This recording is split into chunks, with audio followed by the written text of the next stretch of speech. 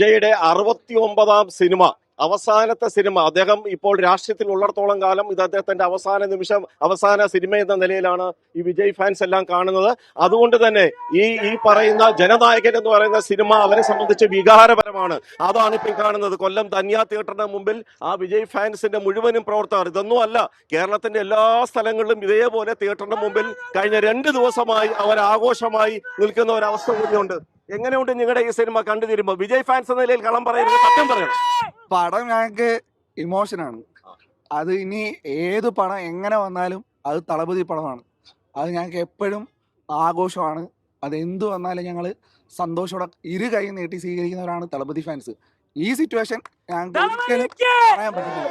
അത്രയ്ക്ക് വിഷമത്തോടെ ഞങ്ങൾ ഈ തിയേറ്ററിൽ നിന്ന് ഇറങ്ങണം. കാരണം ഇത്രയും വർഷം ഇത്രയും കൂട്ടായ്മയോടെ പല വീടുകളിൽ നിന്ന് വന്ന്, പല മതത്തിൽ നിന്നും പല ജാതിയിൽ നിന്നും വന്ന ഞങ്ങൾ ഒന്നിച്ച് നിന്ന് ഈ 15 വർഷം കൂടെ നിന്ന് തളപതിയോടൊപ്പം നിന്നിട്ട് ഈ ലാസ്റ്റ് നിമിഷം ഞങ്ങൾ പിരിയുന്ന അത്രയും സങ്കടത്തോടെയാണ്. അപ്പോൾ ഞങ്ങൾക്ക് പടം ഏതാണെങ്കിൽ എങ്ങനെ വന്നാൽ പോലും ഞങ്ങൾക്ക് തളപതി പടമാണ്. ഞങ്ങൾ ഒരിക്കലും മറക്കത്തില്ല.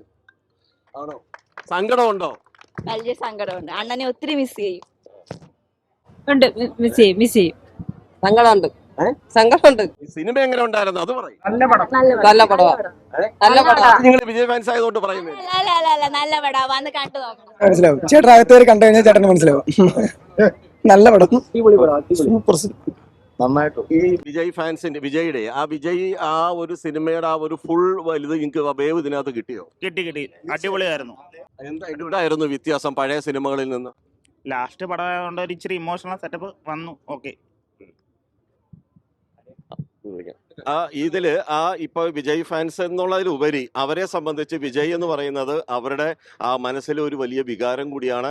അവരെ നയിക്കുന്ന ഒരു ദീപമായി കൂടി, അവർ ആ വിളക്കായി കൂടി വിജയെ അവർ കാണുന്നുണ്ട്.